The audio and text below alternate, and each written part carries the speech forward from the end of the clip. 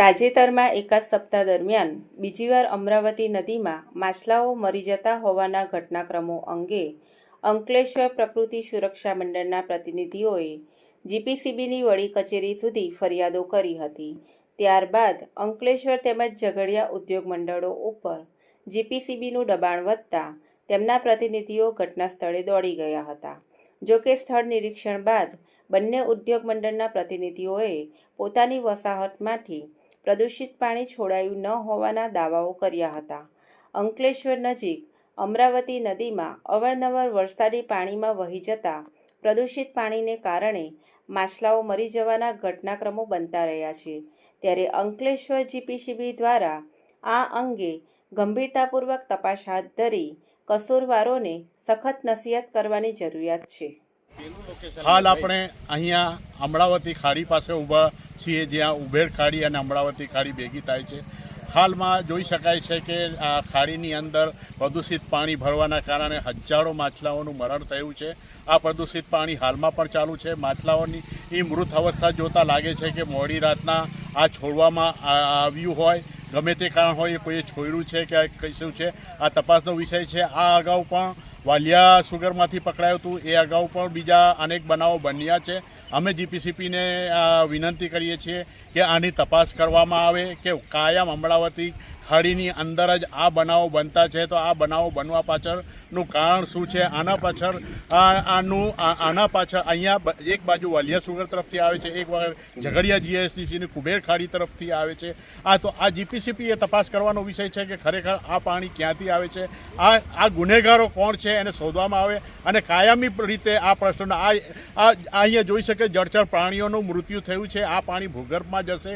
પશુ પક્ષીઓ પણ આ પાણીનો ઉપયોગ કરે છે. સિંચાઈમાં પણ આ પાણીનો ઉપયોગ થાય છે.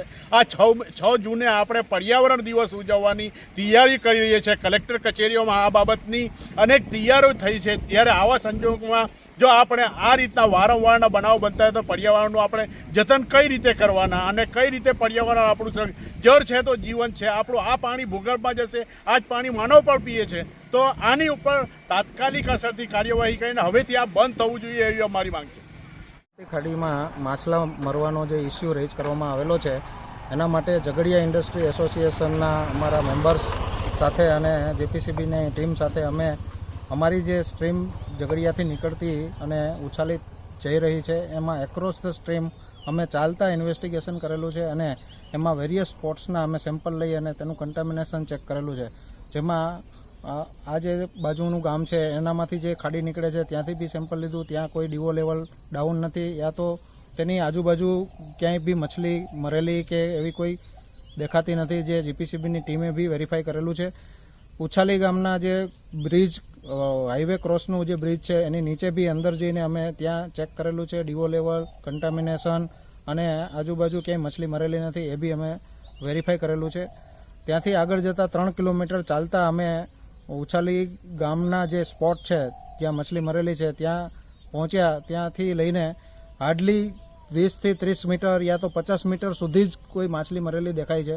એનાથી આગળ ક્યાંય બી કન્ટામિનેશન કે કોઈ બી મછલી મરેલી દેખાતી નથી. તો એ ઇન્વેસ્ટિગેશન ઉપરથી એ સાબિત થતું નથી કે ઝઘડિયા ઇન્ડસ્ટ્રીમાંથી કોઈ કન્ટામિનેશન આવેલું છે. તો ફર્ધર ઇન્વેસ્ટિગેશન કરવા માટે જીપીસીબીને વિનંતી કરવામાં આવે છે.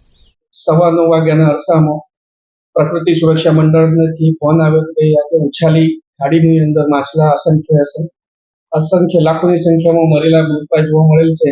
તો આપ સર્વે ટીમ ત્યાં પધારો.